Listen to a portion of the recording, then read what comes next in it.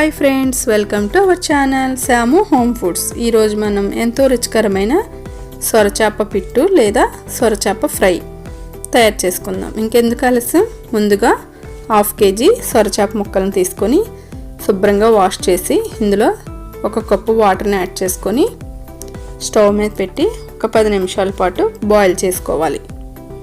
ఈ విధంగా బాయిల్ చేయడం వల్ల మనకి సొరచాప పిట్టు అనేది చాలా టేస్టీగా ఉంటుంది. ఇప్పుడు మధ్య మధ్యలో ఈ విధంగా కలుపుతూ బాయిల్ చేసుకోవాలి. ఈ విధంగా కలుపుతూ బాయిల్ చేయడం వల్ల మనకి ఈ ముక్కలు అనేవి అన్నీ ఈవెన్గా కుక్ అవుతాయి. చూస్తున్నారుగా, ఈ విధంగా కలుపుతూ కుక్ చేసుకోవాలి.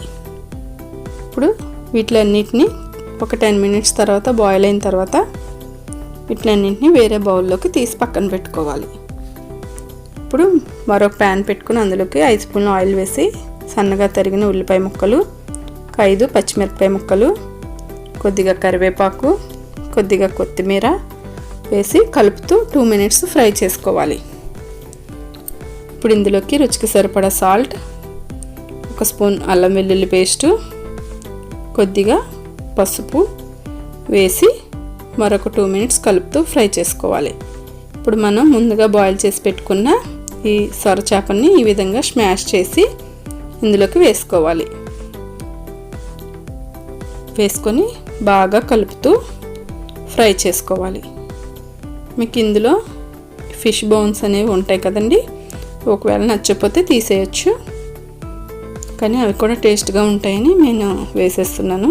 ఇప్పుడు ఇందులోకి 2 స్పూన్ల కారం కూడా యాడ్ చేసి 1 స్పూన్ గరం మసాలా వేసుకొని బాగా ఫ్రై చేసుకోవాలి. మనకి ఈ సొరపిట్టుకి ఆయిల్ అనేది కొంచెం ఎక్కువే పడుతుంది ఫ్రెండ్స్. అలాగే కారం కూడా కొంచెం ఎక్కువే వేసుకుంటే కూర అనేది మంచి టేస్ట్ వస్తుంది. ఇప్పుడు ఈ విధంగా మధ్య మధ్యలో కలుపుతూ మీడియం ఫ్లేమ్లో పెట్టుకొని బాగా ఫ్రై అయ్యేంత వరకు ఫ్రై చేసుకోవాలి.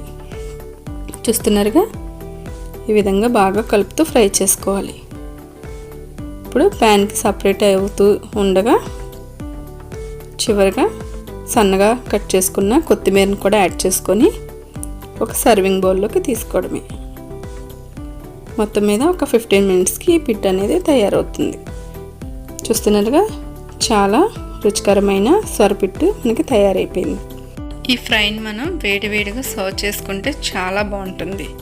ఈ వీడియో మీకు నచ్చినట్లయితే లైక్ చేయండి, షేర్ చేయండి, సబ్స్క్రైబ్ చేయండి మరియు పక్కనే ఉన్న బెల్ ఐకాన్ క్లిక్ చేయండి. Thanks for watching.